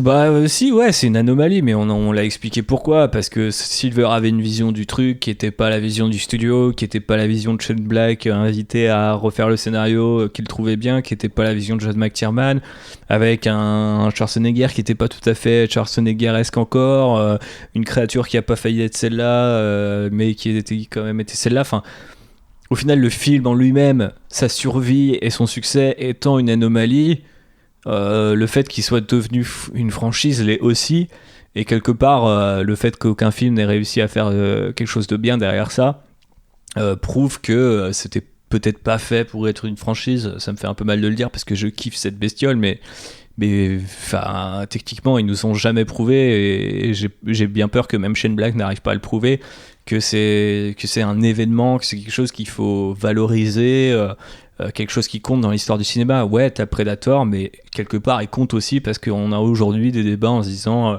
au fait c'est peut-être une lecture sur la virilité, sur l'interventionnisme américain, le monstre on le voit pas une partie du film, enfin tu vois, ça a placé quand même pas mal de codes et de trucs comme ça qu'on retrouve pas du tout dans les films suivants, et surtout on perd un peu de charme à chaque film, donc c'est quand même dur de le voir autrement que comme une série de série B dont le premier film était finalement une totale hérésie du point de vue de l'actionneur bidon, tu vois. Mais ça arrive qu'il y ait des franchises comme ça ou des séries de films où il y en a un qui est pas mal et tu sais pas vraiment pourquoi, quoi. Mais surtout que le premier, c'est vraiment une série d'accidents heureux. C'est-à-dire qu'il aurait jamais dû exister tel qu'on le voit, et c'est complètement fascinant. C'est-à-dire que tu te dis que la suite repose sur des bases qui sont saines, et comment ils ont réussi à flinguer tout ce film, quoi. Ouais. Mais parce qu'ils ne sont pas posés les bonnes questions, et après je passerai la parole à Constance, mais je trouve que par exemple il y a plein de trucs qui n'ont jamais été explorés dans la saga, c'est notamment ce que je trouve hyper stylé, c'est contrairement aux xénomorphes, le Predator il utilise des armes, etc. Mais donc du coup il est intelligent, il peut peut-être avoir une certaine forme de dialogue, et aussi il est handicapé. C'est-à-dire qu'on t'explique, je crois que c'est dans le deuxième film, qu'il ne voit que dans un seul spectre et qu'il a besoin de son masque. Et je trouve que cette idée était hyper géniale de dire, en fait, s'il a toute cette technologie, c'est parce qu'il veut être le chasseur d'ultime, mais de base, il l'est pas, en fait. Sans son masque, c'est une grosse merde, il te voit pas, tu vois. Et je trouvais que c'était hyper stylé et qu'ils auraient dû vraiment creuser dans ce handicap. Et tu le vois d'ailleurs, dans tous les films jusqu'à Predator, il me semble, il y a ce Predator qui finit par être touché, contrairement au Xenomorph, qui est pas caractérisé, qui est juste un monstre hyper iconique, et plus il y en a, limite, mieux c'est. On l'a vu avec Aliens, James Cameron, il a réussi à multiplier et à faire un truc stylé. Mais les aliens, c'est des loups, c'est n'importe quel prédateur, pour faire un jeu de mots nul, alors que le Predator, lui, même s'il porte ce nom-là, il peut avoir une identité, il pourrait insister sur ce côté honorifique ou créature handicapée, mais qui choisit, comme elle le fait dans le premier film, d'enlever son masque, alors qu'elle sait qu'elle voit plus rien et qu'il combat à l'aveugle. Je trouve qu'il y a plein de concepts là-dedans intéressants à tirer, mais non, ils ont toujours essayé de multiplier, ou maintenant il a un lance-filet, il a une lance, des disques shuriken, et il est contre tant de mecs, puis maintenant on va le mettre contre l'alien, et un autre jour on va le mettre contre Terminator, et enfin tu vois, ça a toujours été dans la direction... comme tu disais, il y a eu une série d'accidents heureux avec le premier film, et par la suite c'est une série de décisions heureuses, c'est-à-dire je pense que les gens qui les ont prises étaient vraiment persuadés que c'était le meilleur qu'ils pouvaient, mais en vrai ils ont pas vraiment compris, ou ils avaient pas forcément le recul sur qu'est-ce qui peut faire qu'un film Predator, c'est l'événement, tu vois. Et aujourd'hui on l'a bien vu, même Shane Black qui a défendu pendant 2 ans en disant moi je veux faire un Predator événement, mon objectif c'est de ramener la franchise en forme et tout.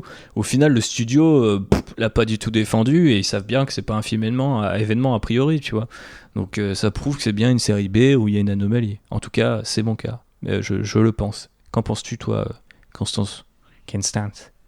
Je pense que le premier film avait vraiment quelque chose, et que justement derrière, en fait, on est parti dans la série B parce que, c'est fou, mais j'ai l'impression que les gens derrière qui se sont emparés de Predator n'ont pas compris quel était l'essence et qu'est-ce qui avait fait le succès du film, et qu'est-ce qui avait fait son intérêt. Quand on voit un Predators qui ressemble à... l'intro, c'est genre Dead or Alive, on te présente ces différents combattants qui sont tous plus caricaturaux les uns que les autres, dans une arène avec toujours plus de Predators qui sont toujours plus gros, avec toujours plus d'armes. Il y a un côté hyper débile, t'as l'impression d'être dans un jeu vidéo, alors que... il y avait pour moi un vrai message et des vraies tentatives de réalisation, et il y avait une ambiance qui était vraiment poisseuse sur ce premier, où ces mecs ils sont dans la jungle, ils transpirent, ils sont perdus. D'ailleurs même le spectateur en fait lui-même est un peu perdu, parce que on finit par le comprendre, mais au départ on sait pas trop dans quelle partie du monde ils sont. Il y avait un côté vraiment mystérieux autour de la créature qu'on a perdu, je trouve, vachement, et qui est dans les films d'après qui sont devenus hyper explicites. Et pour moi, en fait, je sais pas si on arrivera à renouer avec ce premier film qui est une petite vibe presque indé, et derrière c'est vautré dans la série B en essayant de copier en fait les éléments que les personnes, que les gens pensent dont elles sont les pièces maîtresses de Predator, alors que pas vraiment, quoi.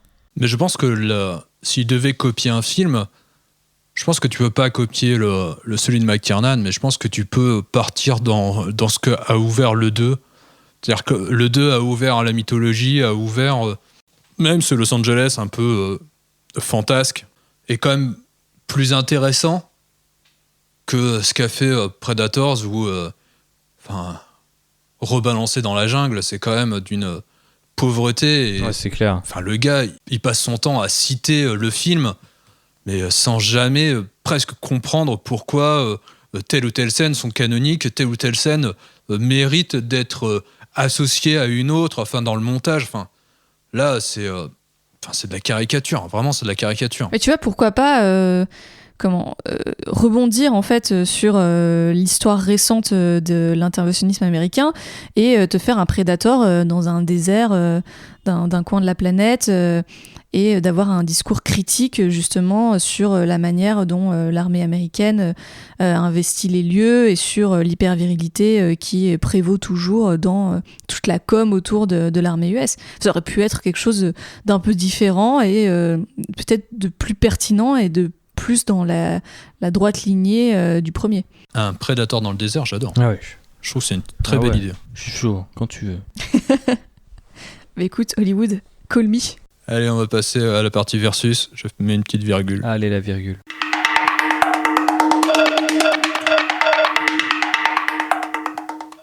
Pourquoi Predator n'a pas suivi le même chemin qu'Alien ? C'est-à-dire que tu as l'impression que, en plus avec AVP, tu te rends bien compte que les deux semblent liés, alors, parce qu'ils appartiennent au même studio, mais pourquoi l'un, d'une certaine manière, a glissé vers la série B et a glissé vers le navet, tandis que l'autre... A glissé vers la série B et le navet aussi. Ouais, mais plus lentement. Les 4 premiers films sont quand même cultissimes, chacun à leur manière quand même. Bah, on fera peut-être un jour un actionneur sur Alien, mais même si c'est pas toujours exactement un film d'action, mais déjà en fait je pense que ce que je viens de dire est un élément de réponse, c'est-à-dire que les aliens ont su caractériser iconiser leurs bestioles à chaque fois dans des environnements différents, avec des genres différents et surtout des visions de réalisateurs très différentes. John McTiernan, c'est un réalisateur relativement connu, mais je doute quand même que la plupart des gens puissent le sortir comme ça de tête, contrairement à Ridley Scott ou James Cameron par exemple. Cameron Fincher, ça ouais, va. Voilà. Donc du coup on est ou même Jean-Pierre Jeunet si on demandait aux gens en France. Donc déjà il y a quand même des visions d'auteurs qui paraissent quand même bien plus fortes que Predator. Il y a aussi l'idée que j'ai l'impression que les gens qui ont été en charge non, je ne pense pas pour ceux de maintenant, mais il y a une époque où je pense que les gens avaient compris que Alien était quasi anthologique en fait, et que on pouvait proposer un film, limite faire mourir l'héroïne dans le 3 et la faire revenir dans le 4, et que c'était limite pas trop grave. On pouvait toujours s'en sortir, et qu'il y a un ADN bizarre aussi dans la franchise qui fait qu'on peut se permettre des choses. Dans Predator, j'ai l'impression que le premier étant vraiment ancré sur Terre, dans notre monde réel, avec cet affrontement entre l'homme revenu à l'état de bête contre cette espèce de chasseur ultime, il y a une espèce d'histoire quasi mythique, hyper simple, mais quelque part aussi tellement simple et figée dans le marbre que j'ai du mal à voir comment elle pourrait être réinventée. Donc, à part avec la vision d'un réalisateur qui arriverait à quelque chose qui est vraiment très différent. À part peut-être avec Shane Black qui décide d'en faire une espèce de comédie noire ou un body movie, tu vois, potentiellement. Mais c'est comme ça en fait qu'il faudrait essayer de la sortir. Si tu regardes Jungle urbaine, Renouveau Jungle, on n'a jamais essayé de faire autre chose que le mélange de base, jusqu'à peut-être Predator, ce qui le met dans la banlieue et dans d'autres environnements visiblement. Mais déjà, le simple fait de le délocaliser dans l'espace, peut-être même dans le temps, pourquoi pas un Predator qui vient chasser sur Terre, mais à une autre époque, j'en sais rien. C'est toujours des trucs un peu, des pitchs un peu à la mort moelleux que tu fais sur une serviette quand t'es au bar, quoi, mais ça serait peut-être le moyen de booster le truc. Mais après, je m'avance peut-être sur ta question suivante. Mais non, pas du tout, ok. non. Mais du coup, c'est ça que je voulais dire, c'est que Aliens quelque part, Alien, il y a eu cette idée que ça peut être la vision de plusieurs auteurs, ça peut être très différent d'un film à l'autre. Il y a eu des incidents heureux et malheureux sur cette franchise, mais il y en est toujours ressorti des films singuliers, alors que Predator, les 3 films se ressemblent en fait finalement. Et même AVP a pas réussi à placer le Predator dans une nouvelle vibe, quoi. On l'a mis en Antarctique, super. On l'a mis dans une petite bourgade des États-Unis, super aussi, quoi. Donc un petit peu dommage quelque part, mais ça se comprend aussi. Et puis je pense que les films Aliens ont eu toujours beaucoup plus de budget que les films Predator, si je dis pas de bêtises quand même. À partir de Aliens, ça commence à avoir un petit peu de thunes. Predator, j'ai un peu l'impression que c'est toujours la franchise Alien au rabais, quoi. Constance. Ouais, j'ai pas grand chose à rajouter. Je pense qu'effectivement, ce qui fait la force de Alien, c'est cette vision d'auteur en fait, et qui fait que chaque film a aussi un gros travail autour de l'esthétique et tout. Alors que, franchement, que ce soit Predator 2 ou Predators, j'ai pas du tout été bluffée par ce que je voyais à l'écran. Et il faut aussi ajouter l'héroïne, je pense. Aussi, oui. Parce que c'est quand même un point d'entrée dans la franchise qui fait que t'as cette constante-là, alors que le héros de Predator, c'est le Predator en fait. Et t'es jamais vraiment de son point de vue, sa mythologie elle est un peu flinguée, elle est toujours un peu malmenée. T'es toujours avec des persos très archétypaux de l'autre côté, donc je sais pas si. Je pense que Shane Black réussira au moins ce point-là, d'avoir des persos un petit peu kiffants parce qu'il sait écrire des bandes de gros teubés et de losers magnifiques, quoi. Mais ça en fera sans doute pas un super film non plus, quoi. Ah, je m'avance. Allez, on va passer à la conclusion. Allez, quelle est votre actualité à chacun ? On va commencer peut-être par Constance, vu que j'ai teasé la guerrière grecque. Tout à fait. Donc pour ceux qui nous écoutent et qui ne le savent pas, je suis cosplayeuse. Et j'ai réalisé récemment le costume de Cassandra du jeu Assassin's Creed Odyssey là, qui vient de sortir. Et voilà, donc j'ai eu la chance de pouvoir faire un shooting photo accompagné par République dans d'authentiques ruines romaines au fin fond de la Normandie. C'était très marrant. Et les photos sont plutôt chouettes. Effectivement, elles ont été partagées pas mal sur les réseaux sociaux, Reddit, Kotaku et même sur la page officielle de Ubisoft Canada. Voilà, donc merci à eux. Très belle actualité. Ouais, en plus c'est vachement beau. Merci. Merci David.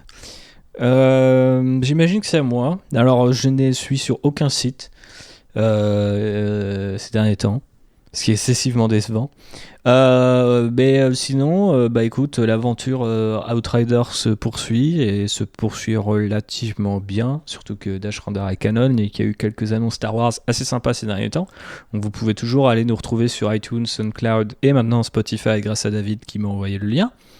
Et puis l'actu ça va aller être d'aller voir The Predator pour faire le prochain podcast, donc demain à l'heure où j'enregistre cet épisode, et puis de beaucoup bosser parce que j'ai beaucoup de boulot en ce moment et un petit peu de mal à travailler les podcasts et tout ça de l'autre côté, donc on espère qu'on sera quand même au rendez-vous et qu'on se fera pas écailler vivant. D'ici là, voilà, je voulais placer un dernier écaillé vivant. Bonsoir. Voilà. Et petite reco, visite cinéma. On a eu la chance la semaine dernière d'aller à Londres et de visiter les studios Warner avec tous les décors, les accessoires, les costumes, les explications sur des effets spéciaux des films Harry Potter. Et voilà, si vous ne l'avez pas fait, franchement... allez-y, même si vous n'êtes pas archi-fan de la saga, si vous êtes des fans de cinéma, je trouve que ça vaut vraiment le coup parce qu'il y a beaucoup d'explications à la fois des réalisateurs, mais aussi de tous ces gens, ces petites mains de l'ombre, des costumières, des accessoiristes, et de tous ces gens-là dont on ne parle pas forcément, et qui ne sont pas toujours sous les feux de la rampe, mais qui le méritent amplement. Et oui, et on est même passé près du bâtiment où Henry Cavill s'échappe en hélicoptère dans Mission Impossible. C'est vrai. Et ça fait plaisir. Allez, je vais balancer mon actu. Donc moi, j'ai lancé un nouveau podcast qui s'appelle Ichi, comme vous avez pu l'entendre donc, dans le précédent podcast. Je suis assez fan du cinéma asiatique. Et donc là, c'était le moyen de parler un peu de cinéma, d'animé et de séries asiatiques. Donc dans le premier numéro, j'y parle de Darling in the Franxx et surtout de Burning, le film de Lee Chang-dong qui est sans doute... la claque cinéma que j'ai reçue cette année. C'est un film fantastique, un thriller prenant. C'est un chef-d'œuvre. Franchement, c'est un chef-d'œuvre. Donc voilà, donc je vous remercie de nous avoir écoutés. N'hésitez pas, si vous aimez Actionner, à en parler autour de vous et à mettre des étoiles et des commentaires sur iTunes. Ça permet d'augmenter la visibilité. Donc on est disponible sur quasiment toutes les plateformes. Deezer, Spotify, sur la plateforme aussi Echo. Je pense qu'on est partout. Ouais. Il suffit de nous chercher pour nous trouver. D'ailleurs, tout à l'heure, je suis descendu dans la rue, j'étais chez la boulangerie, j'ai demandé une baguette, elle m'a dit vous voulez le dernier actionnaire avec ça? Et j'étais là, waouh, David a fait son taf. Exactement, voilà. Omniprésent. Exactement, partout, dans vos oreilles. Donc nous nous retrouvons très vite. À très vite, les petits prédateurs. À très vite. À très bientôt. Et attention à ne pas